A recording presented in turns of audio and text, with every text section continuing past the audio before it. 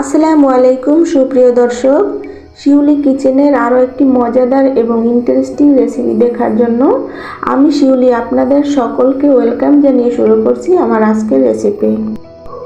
যে কেউ চুলায় তৈরি করে নিতে পারেন এই অসম্ভব মজাদার চিকেন ব্রেডটি। আশা করি এই দুর্দান্ত স্বাদের রেসিপিটি আপনাদের কাছে অনেক বেশি ভালো লাগবে। আর যদি সত্যিই ভালো লেগে থাকে ভিডিওটিকে একটি লাইক দিবেন এবং ফ্যামিলি মেম্বারদের সাথে শেয়ার করবেন। তো দেখে নেওয়া যাক কিভাবে আমরা এটি তৈরি করব। বিসমিল্লাহির রহমানির রহিম।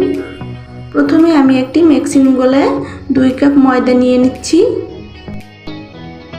ইস্ট দিয়ে দিচ্ছি 1 চামচ, লবণ পরিমাণ মতো, চিনি দিয়েছি 1.5 চামচ, কুসুম গরম দুধ দিচ্ছি 1 কাপ,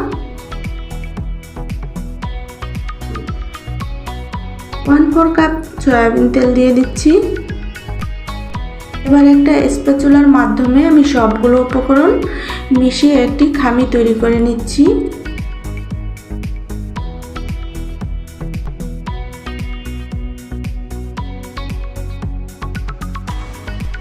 দেখে নিশ্চয়ই বুঝতে পেরেছেন মোটামুটি সফট একটি ডো তৈরি করে নিতে হবে। এখন ঢাকনা দিয়ে রেস্টে রেখে দেবো 1 থেকে 1.5 ঘন্টার জন্য। এবার আমি যাচ্ছি পুর তৈরি প্রিপারেশনের জন্য। হাড্ডি ছাড়া মুরগির মাংস নিয়েছি 1 কাপ, পেঁয়াজ দিয়েছি আধা কাপ, দিয়ে দিচ্ছি 2 টুকরো দারচিনি, একটি তেজপাতা এবং কয়েকটি কাঁচামরিচ কুচি, মরিচের গুঁড়ো 1/2 চামচ, হলুদের গুঁড়ো 1 চামচের 4 ভাগের 1, জিরা আর ধনিয়ার গুঁড়ো 1 চামচ, লবণ পরিমাণ মতো। আর আমি এখানে 3 টেবিল চামচ সয়াবিন তেল আর 1/4 কাপ দুধ অ্যাড করেছিলাম, এটি স্কিপ হয়ে গেছে, দুঃখিত।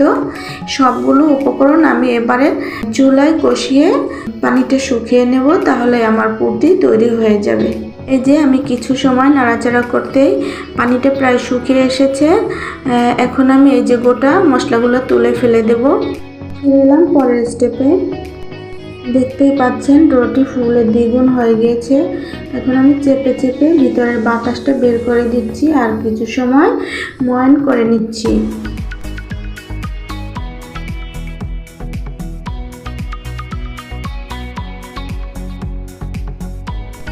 ময়ান করা হয়ে গিয়েছে।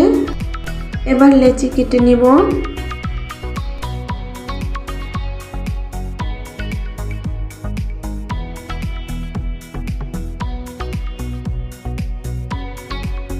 এবার একটি লেচি নিয়ে রুটির শেপে বেলে নিচ্ছি।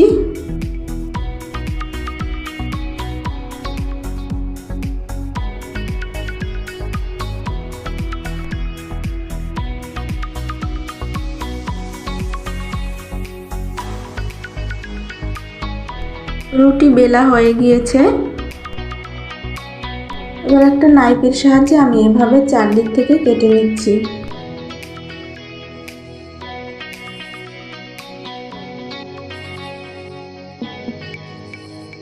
এই যে 4টি পার্ট হয়ে গিয়েছে। এখন একটি পার্টের উপরে আমি তৈরি করা পুর থেকে কিছুটা পুর দিয়ে দিচ্ছি। এবার ব্রাশের মাধ্যমে কিছুটা পানি সাইড থেকে ছড়িয়ে দিচ্ছি, যাতে করে ভালো করে চিল করা যায়। এবার সামনের অংশটা এভাবে উল্টিয়ে চেপে চেপে চিল করে দিচ্ছি। পাশে যে 2টি অংশ রয়েছে এটি আমি ছোট ছোট করে এভাবে কেটে নেব।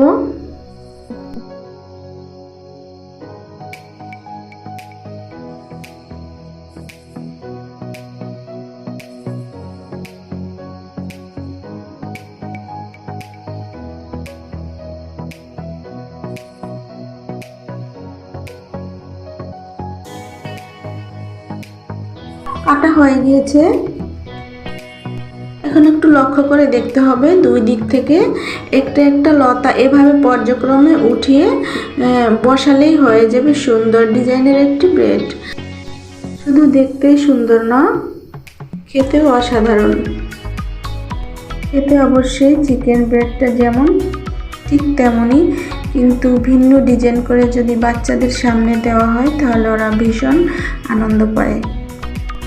আমি সেম প্রসেসে আরেকটি ব্রেড তৈরি করে নিচ্ছি।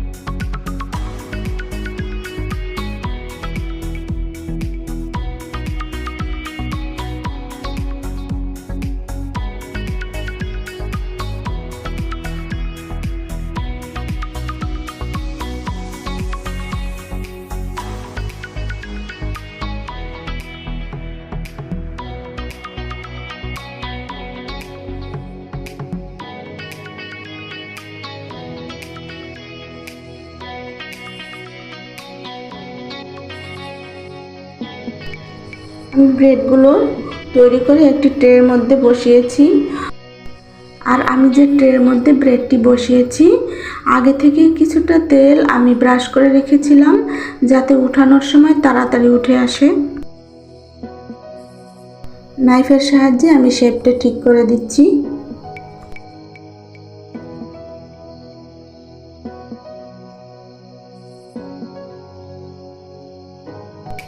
একে একে আমি সব ব্রেডগুলো তৈরি করে নিয়েছি।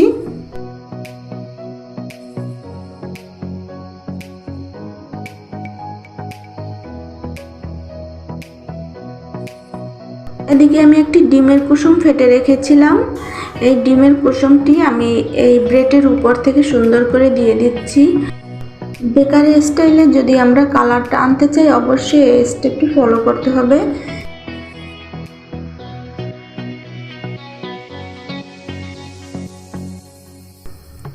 আর দেখতে সুন্দর দেখানোর জন্য এভাবে কিছুটা উপর থেকে সাদা তেল দিয়ে দিচ্ছি।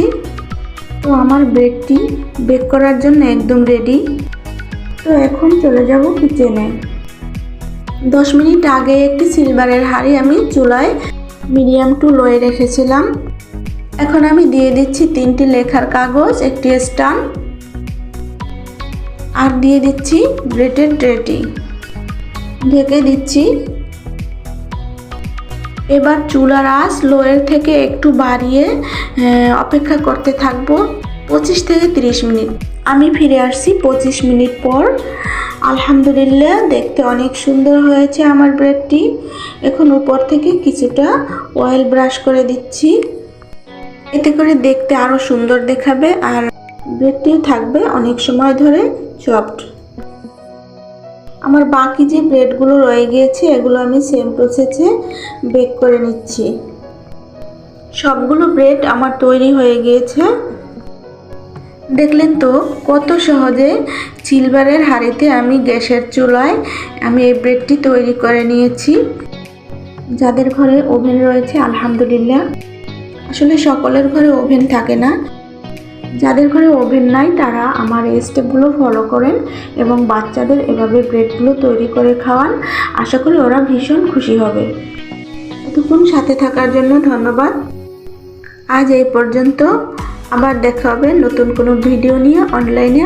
সে পর্যন্ত সবাই ভালো থাকবেন আর আমার জন্য সবাই অনেক অনেক দোয়া করবেন। আসসালামু আলাইকুম।